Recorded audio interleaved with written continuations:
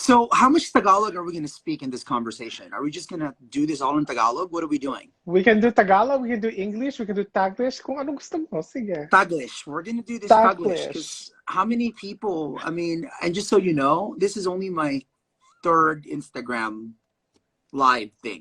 Okay. I didn't know how to do this, and it was kind of comical. I was trying to figure it out.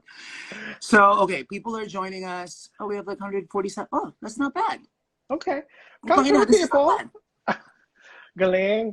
Ang galing. Asan ka ba? Galing. Wow. Sa kwarto ko. Where? In LA?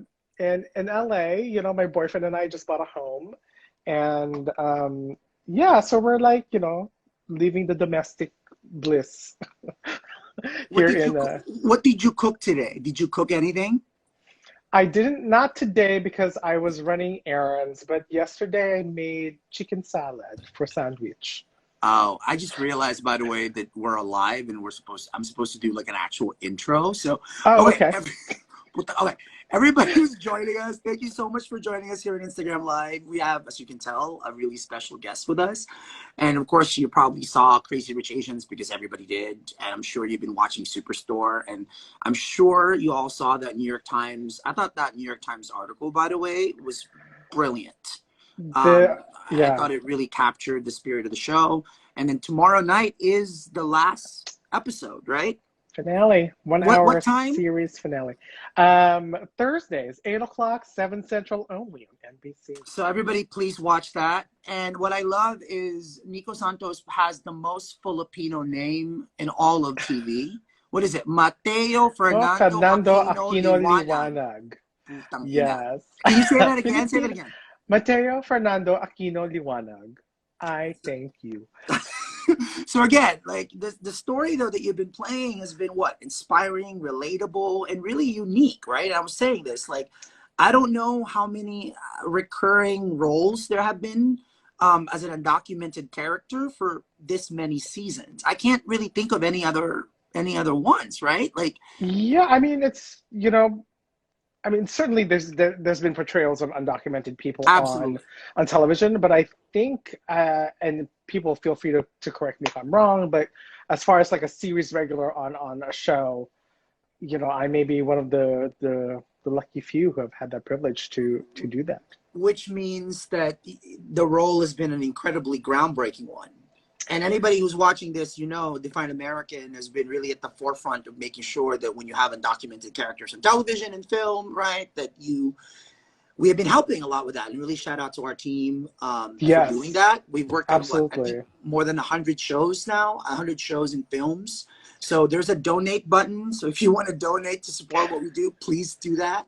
But really, I'm here to talk to Nico about what it's been like to really play this role.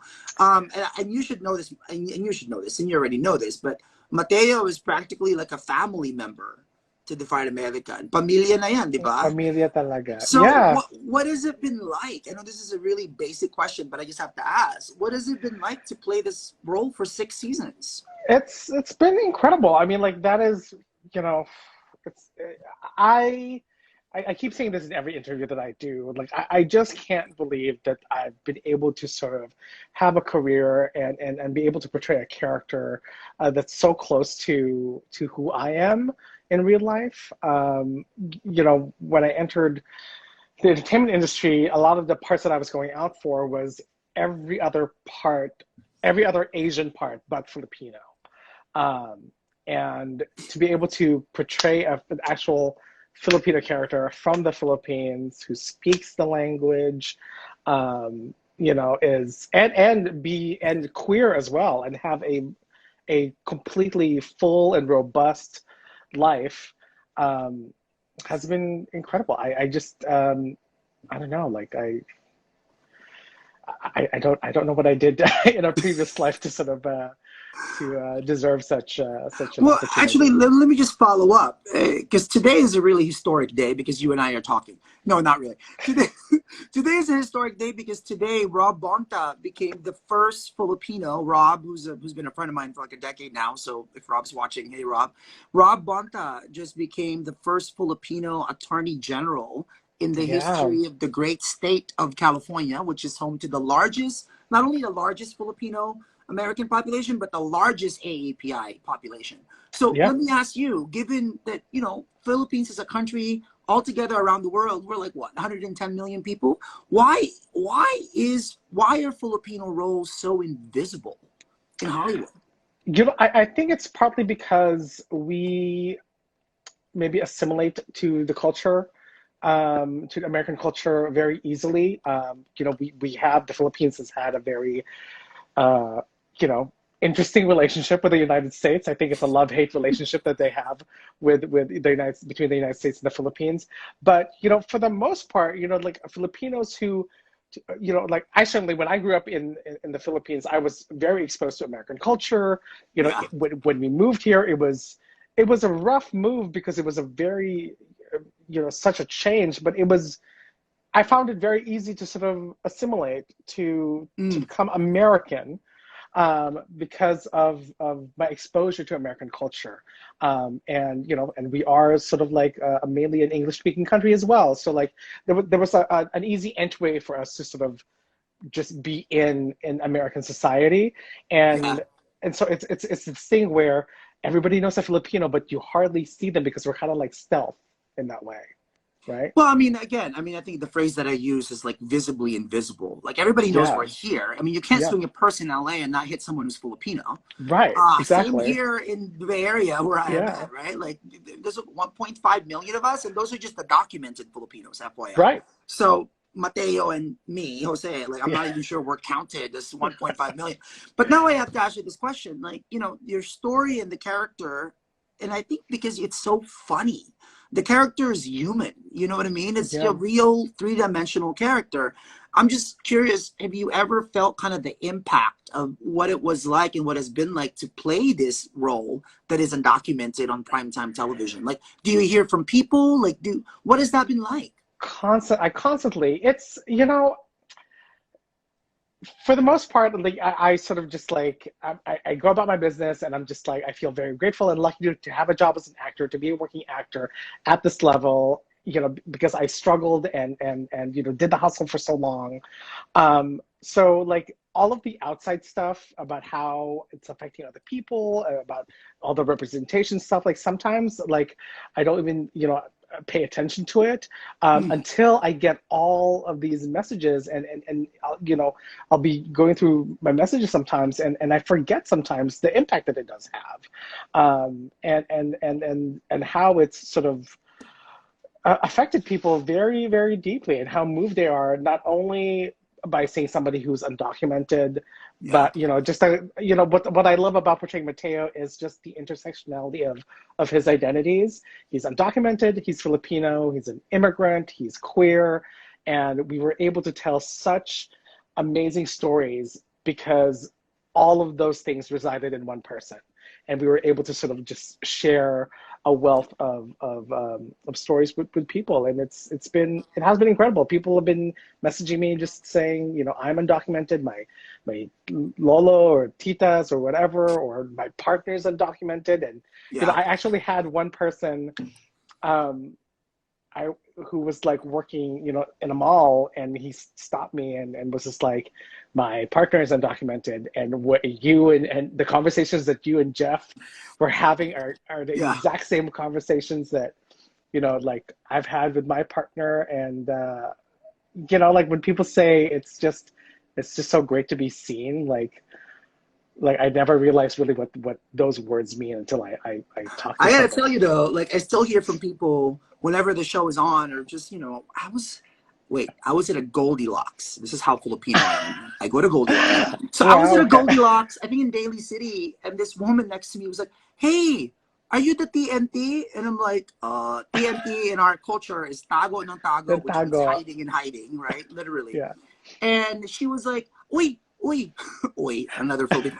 "Do you watch Superstore? There's undocumented in Superstore."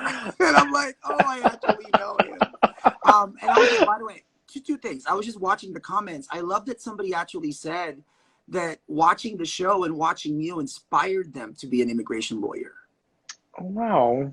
So whoever Oh, said that, thank you for that. And then somebody just said that if we raise $500 right now, they're gonna match it with $500. So please, if you want to oh, donate, somebody's gonna amazing. match. So please do that.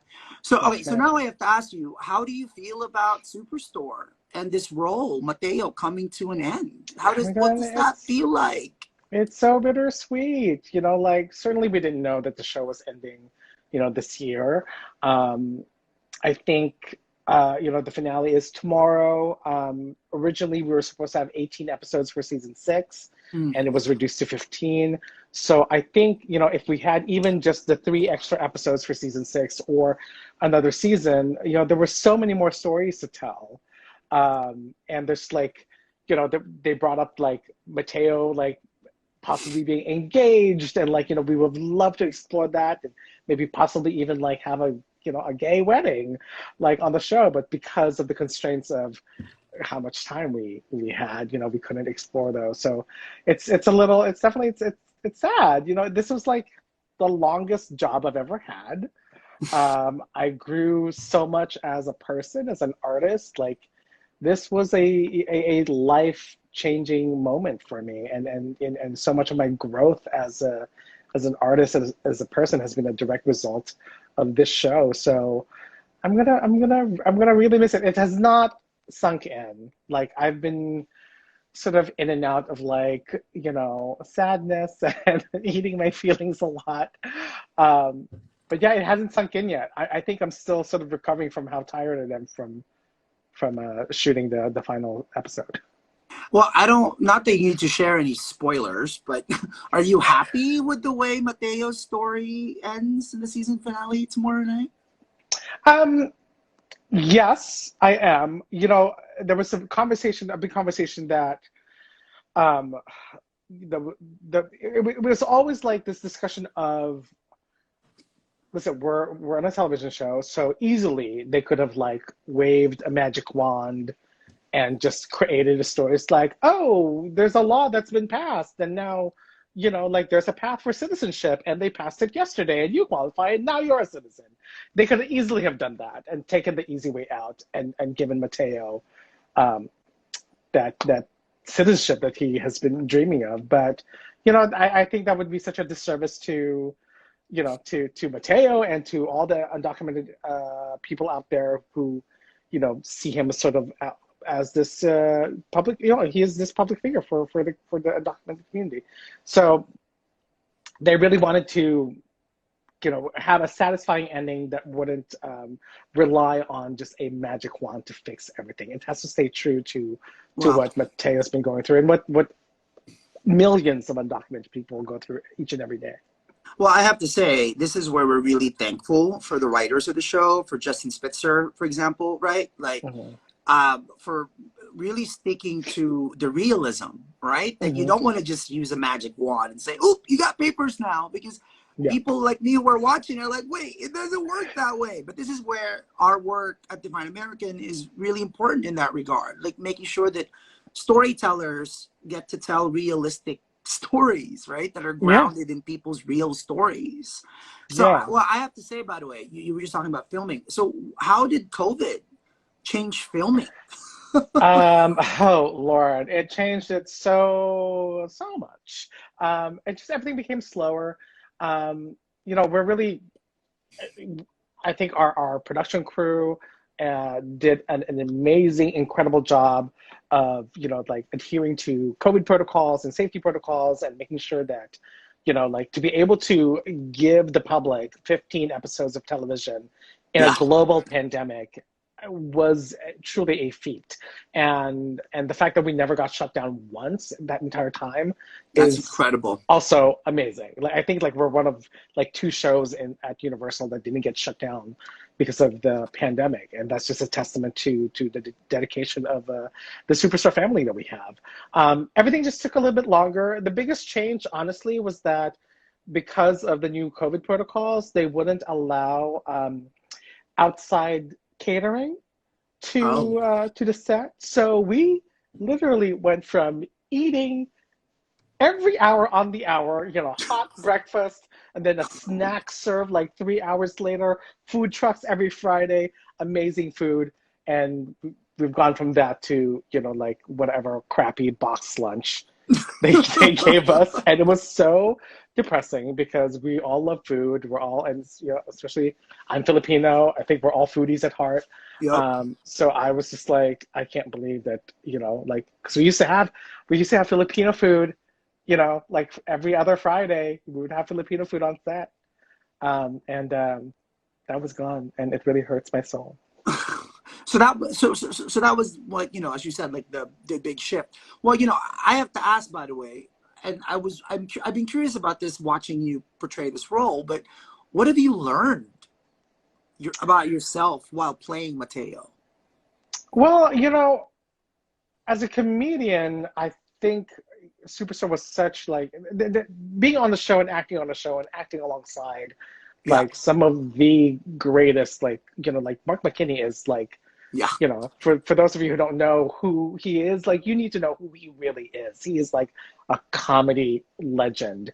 And I was a fan of Kids in the Hall, and everybody in the cast is spectacular. I've been a huge fan of America's, and like Colton and Lauren are incredible improvisers. So being on the show was such an education, and it just forces you to step it up. You gotta, you gotta meet them where they're at because they're really incredible. So every time somebody would raise the bar, it's great to be able to sort of like over the years, I think for me personally, be able to meet them right back and be able to serve it back at them like easily. It wasn't that easy in the beginning. I mean, I definitely was like, I felt so many times first season, I was like, I'm out of my league here. What am I doing? Imposter syndrome like sets in, and you're just like, Yeah. they really made a bad decision in casting me. But then you work with such incredible people, and when somebody like Mark McKinney says you were really funny today, like all of a sudden you're just like, oh my God, he really means that, and he's not just blowing smoke up my ass, and kind of boosts your confidence. And let me kind of follow up. Like, if there's one thing that you learned from playing this role, like, what would it be? How I think how much like being your authentic self and being able to portray a character like Mateo, like something as small as that, just sort of like showing just a little sliver of truth in the way he lives and the way he conducts himself can have a tremendous impact and a tremendous change. Like, again, like I was saying earlier, I was just happy to have a job. I was just happy to be working, and that I didn't have to ask my parents for money for gas or to feed myself, like to be able to be, I was so happy about that. But portraying the role over the years and seeing how people were really sort of, how much it meant to them just by, the simple fact of showing a queer Filipino immigrant who he really is and how he lives his life. Nothing special. He just works in a store. He's just an everyday person, and how that holds so much meaning and can affect somebody else so much. Because it did. Yeah. And well, now let me ask. I mean, I'm sure many of us remember that episode, which was the finale, I think, for season 4, right? Yeah.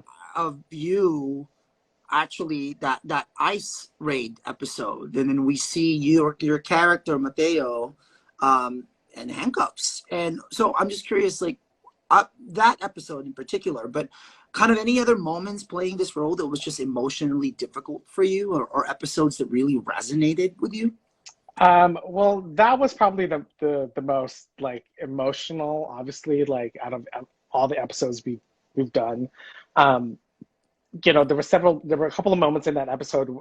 That particular moment where Mateo's being taken, he's inside the van, and he's like, he's got zip ties, and he's looking out the van, and like all the employees in the store, his friends are like watching him being hauled away. Like, we had to do that a couple of takes, and there was one take where they had me sort of like actually like try and wave goodbye and say, I'm gonna be okay, you guys, I'm gonna be okay.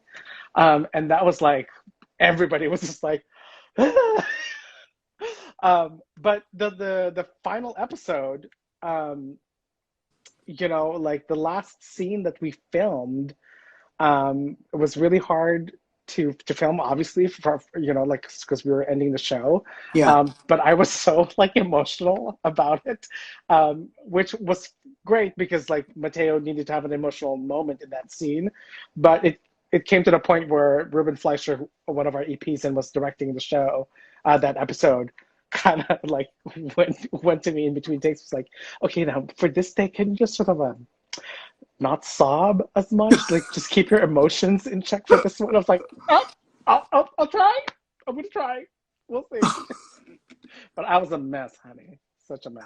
Well, I mean, I have to say that to me, that episode, the ice raid, was really, I think, groundbreaking. And one of the reasons is because we saw your entire crew, like your Yeah. entire, like, and that's the reality. I'm seeing the comments right now from people saying that they got goosebumps watching that episode. What was so realistic about it was that too often when we're portrayed in the media, people think that undocumented people are almost like islands onto ourselves. Mm-hmm. That when in reality, we have all of these coworkers, all of these people that when you deport one person, you're impacting countless people.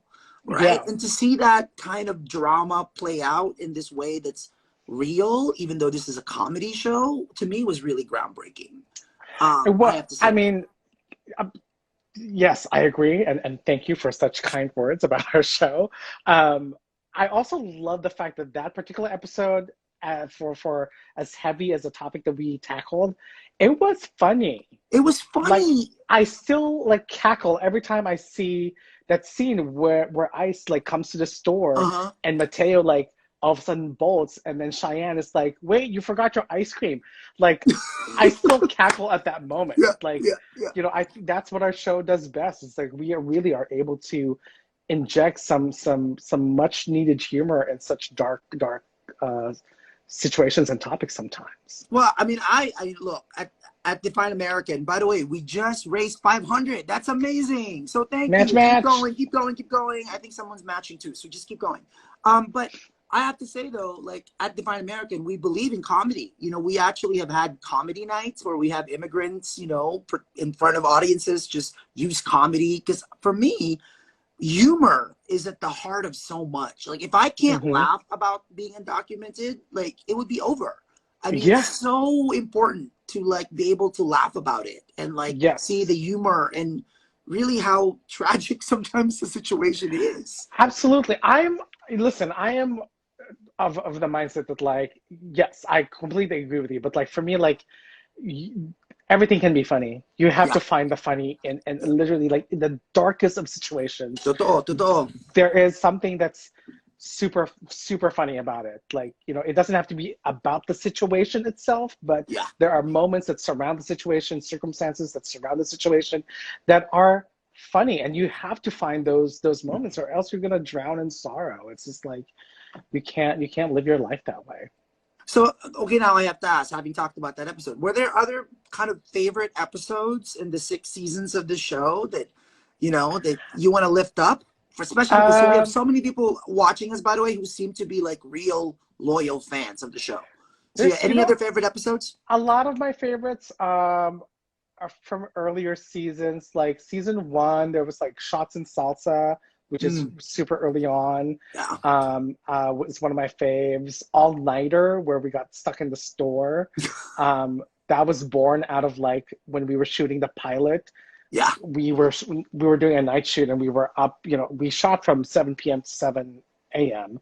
and we were, by 4 a.m. we were just also loopy, and we started like singing, and like Nicole and I started doing like a runway show like in the middle of Kmart, and Justin Spitzer was like, we gotta put this in an episode because they're being crazy right now, and they wrote All Nighter. And that's still like to this day one of my favorite episodes. So that's some of the. I'm curious too. Like, what has been for you? I'm just curious if you were to have like your own spin-off show. If the Mateo would be its own character and own spin-off show, what would you want to explore? His family. You history. know, that is one of the things that we never really got a chance to really explore, because Filipinos, you know, like family is means a lot to Filipinos. We often come from big families.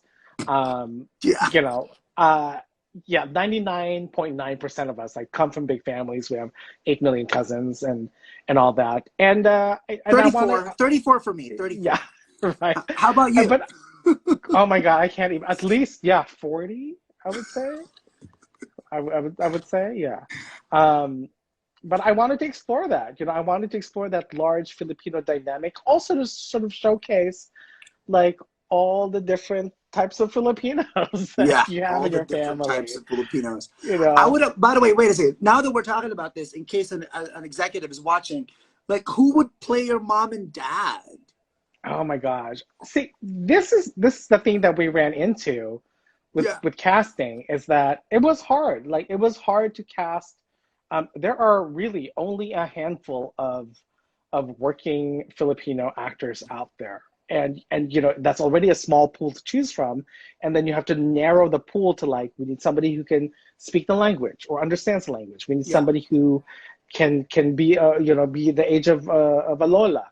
yeah. Um, that was a tall order, unfortunately, and I'm glad that things are sort of changing and more you know, of our people are getting into the industry and getting their chances. But it was a definite you know, like we really had to scour to find somebody who was available and fit the bill and all that. But I guess to Well, we answer your should, question, as you're talking, we should talk about this spin-off show. Like, I'll text you about that because I have some I'm like, ideas. who would play? In my head, my dream would be for it to be Sharon Cuneta because I'm such a fan of Sharon, Ate Sharon. Ate Sharon, I remember her. I left the Philippines when I was 12, and she and Vilma Santos, what was that? Bituing Walang Ningning? Between Walang Ningning, oh my God. Wait, teka lang. Is that when we realized that we were both bakla and gay? It was Bituing Walang Ningning? Is that what happened? For me, I Uh, think that's when I realized. you know what? You know, my mom would always catch me like reenacting like Sharon Cuneta, Yeah. like scenes at home, and I think that's, yeah. I loved Sharon Cuneta, and there was like a Filipino actress who always played the contrabida, Cynthia Sherry Hill. Patag. No, Sherry Hill.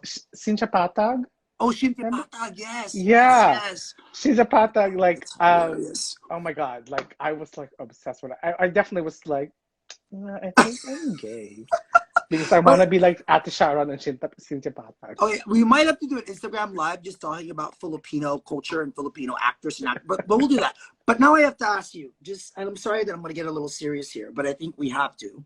Hmm. Given everything that's happening, the anti-Asian violence that's been happening, Yeah. I'm still actually on my birthday. I just found out that it was on my birthday that Noel Quintana, this 61-year-old Filipino American man in a subway in New York, his face was slashed. Slashed. That was Yeah. February 3rd. And he gave an interview to the Washington Post, and he literally said, nobody came, nobody helped, nobody made a video.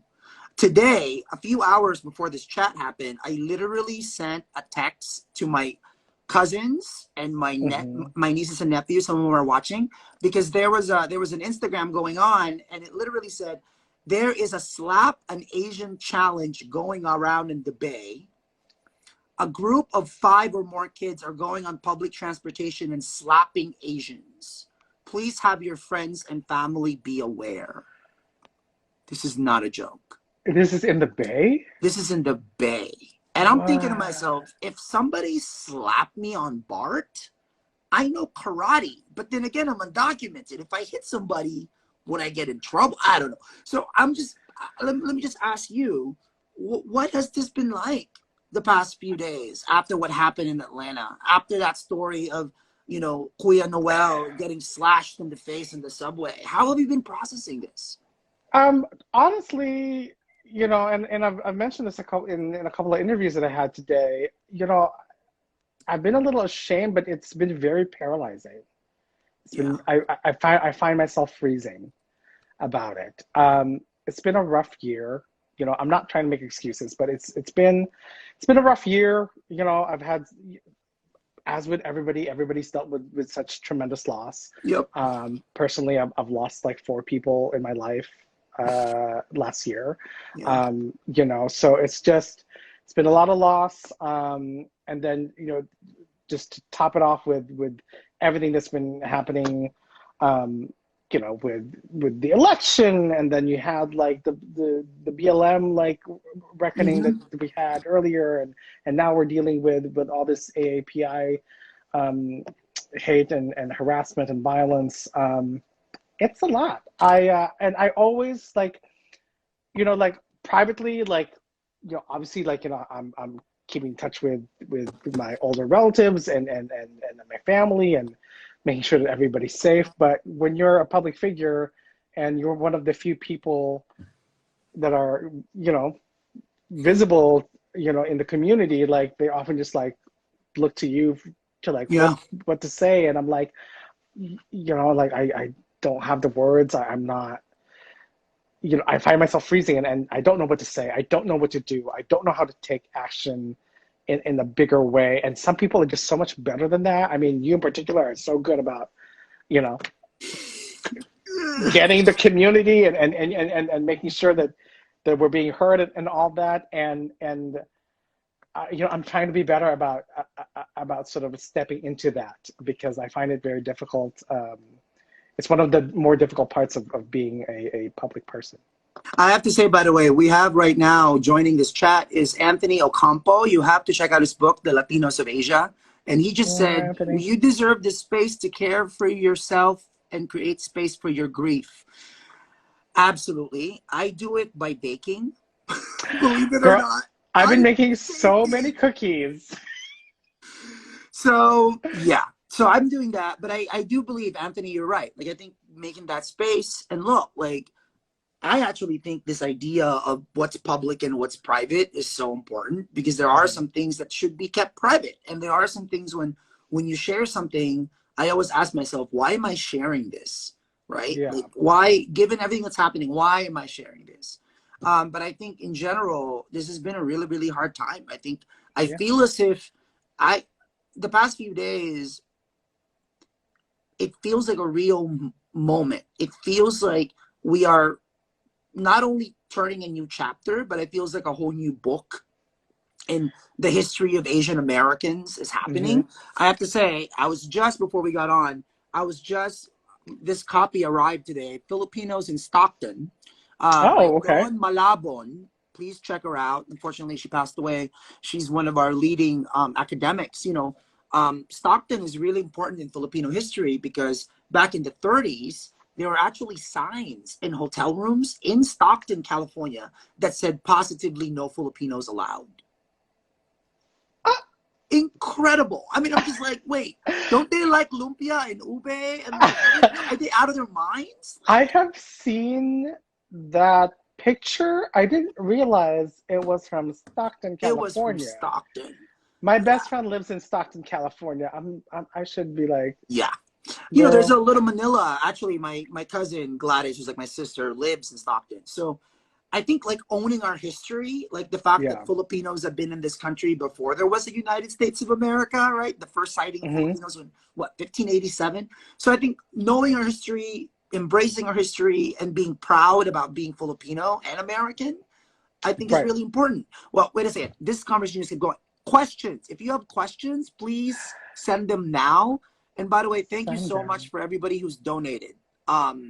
We've had actually 17 people make a donation, so thank you for that. Wonderful. That's not bad at all. But yeah, so any questions you have. Now, I have to ask you, Nico, what's next? Look for you. I mean, I remember seeing you with Susan Sarandon. It was like an off-Broadway play, right? 2019 Happy Talk? That was 2019. I did an off-Broadway play with Susan Sarandon, written by Jesse Eisenberg. Yep. That was the first play I had done in 20 years. You were really great in it, Nico. Oh, I think I texted you afterwards after I saw it. You were great. Yeah, I didn't even realize you were there that night. I was there, yo. I had to do an interview afterwards, and so I had to like jump out and go to Jeepney. Hey, if you're in New York, go to Jeepney, support Jeepney. We love Nicole Ponseka. But yeah, I love her book. Great job. So what's next? So plays, movies, like what are you looking at? Right now I am, you know, like just taking my time. I'm auditioning and reading scripts and all that. I think the entire cast, that's what we're doing right now, is sort of like going to meetings and, like reading scripts and doing self-tapes. I do have a couple of things in the works that I think we're going to have an announcement about it pretty soon, but not just yet, so I can't share. Bakit naman?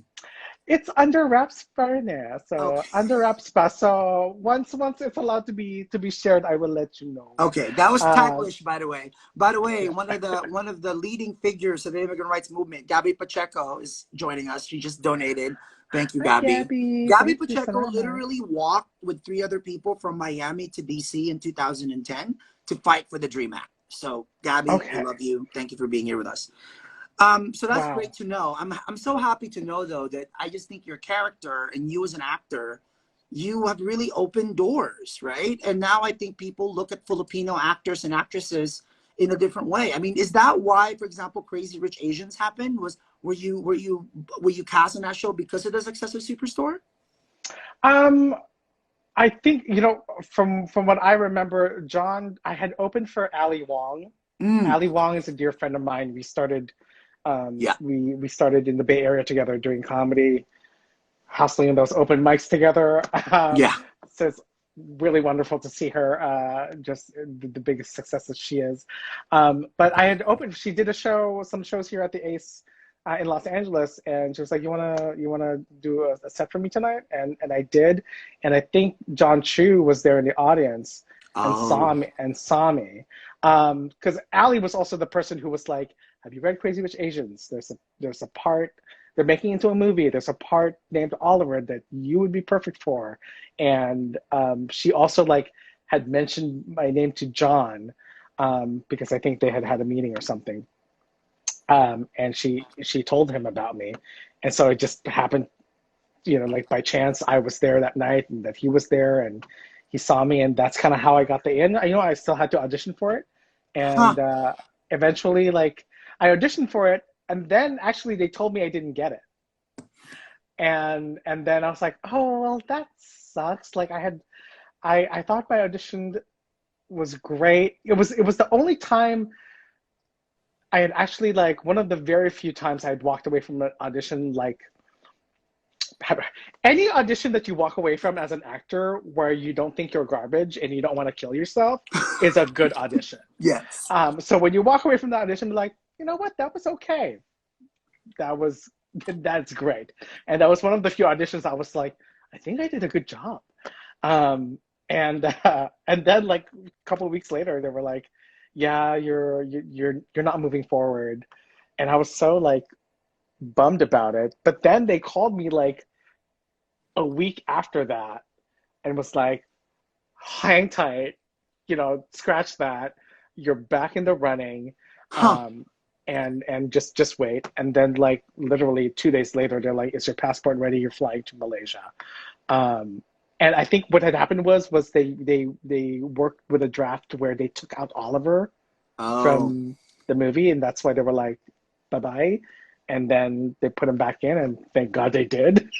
And thank God Nicos Santos, the actor, actually has papers and has a passport and can fly to Malaysia, right? If that was Mateo, it would have been over. Exactly. Right? Exactly. Funny thing was that I've had gigs like that before, where I just for the longest time I didn't have an American passport. I just had my certificate of citizenship, but I just didn't get a passport yet. So I would get gigs where you have to travel internationally. Where's your passport? I'm like, I don't have one. So I guess I'm gonna have to say goodbye to this gig. Bye. By the way, we're only short $40. If we reach that goal, we match. So please, if you want to donate, now is a good time. I just have some questions here that I have to ask you, man. Okay. So what part of the Philippines are you both from? You go first. What part of the Philippines? I am from Manila, specifically from Parañaque is where I live. UPS 2, United Parañaque 2 is where I lived. Mga donya doon. Hindi naman sa Parañaque. Hindi. No. But I did go to school in San Agustin in Dasmariñas village in Makati.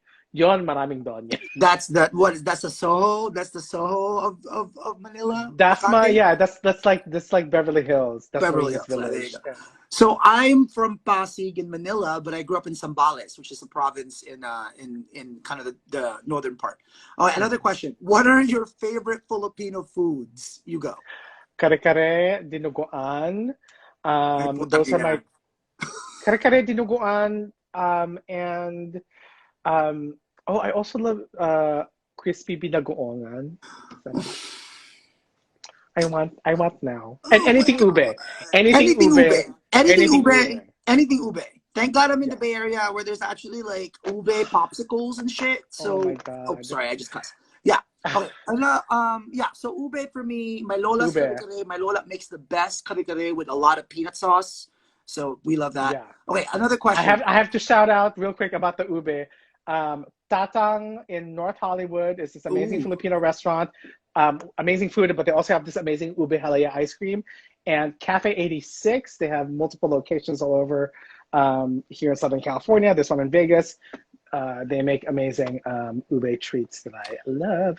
And again, I have to plug Nicole Jeepney in New York, who's like Hmm. literally the queen of the Filipino food movement. So check it out. Okay, one last question before I let you go Yeah. is, given that you and this character Mateo and Superstore has been really a part of the history of Define American, and I hope that you have been as proud of the association as we have been as proud of the Absolutely. association.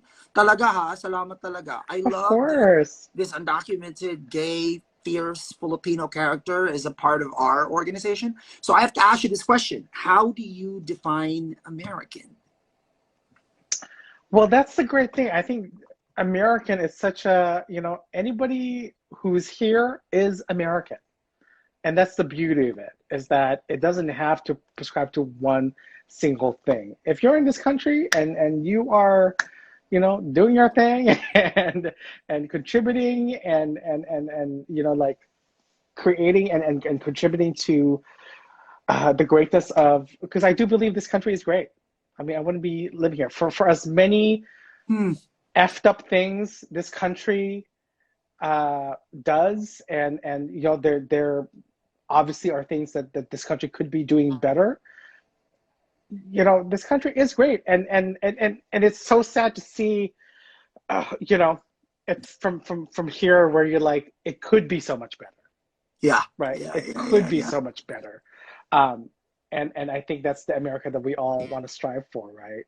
And for me, that's I think that's what being American is striving for, truly, for that American dream that should be open for everybody.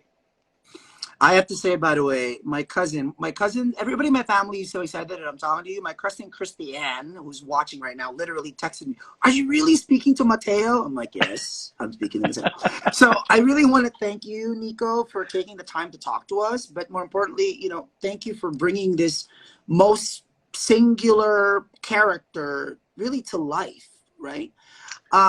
And thank you for everybody who joined us live. And if you're new here, please follow us and learn more about what we do at Define American, which there are 45 million immigrants in this country, documented and undocumented, immigrants, refugees. And our job at Define American is, how do we see them as people, right? Not as political, partisan, policy points, ping pong, but as people. So that's what we do. And now I'm going to give the floor to you for closing remarks to the people who are watching us.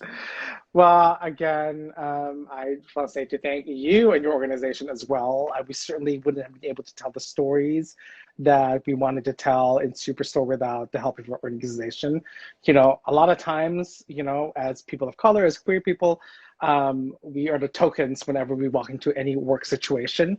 And, it was really, for me, it was really great to be able to have the support of Define American and the help of Define American, to be able to sort of like navigate through those waters with telling undocumented stories, because I didn't want them to have to rely upon my experience as a Filipino American to draw from. Like, there should be many avenues where they could ask, people, how do we tell this story? it shouldn't, that burden shouldn't fall upon me. I'm like, I got other stuff to do. I'm actually playing this character, so I got other stuff I need to worry about. Like, please do not use me as Google. So again, we wouldn't have been able to tell Mateo's story with such authenticity and heart certainly without the help of Define Ay, America. naku naman, don't make me cry. But I have to say, I think when the history of immigrant representation and popular culture is written, I just love that Mateo Fernando Aquino Liwanag, brilliantly played by Nicos Santos, will be a big part of that history. So thank you, maraming salamat. I'm gonna text you after this so we can start, planning some stuff, because maybe we can do the Mateo spin-off thing. So we will figure that out. Call NBC, make it happen. Thank you everybody for watching, and we will see you soon. Yes, okay, sige. Salamat everyone. Bye. Safe. Talk to you soon.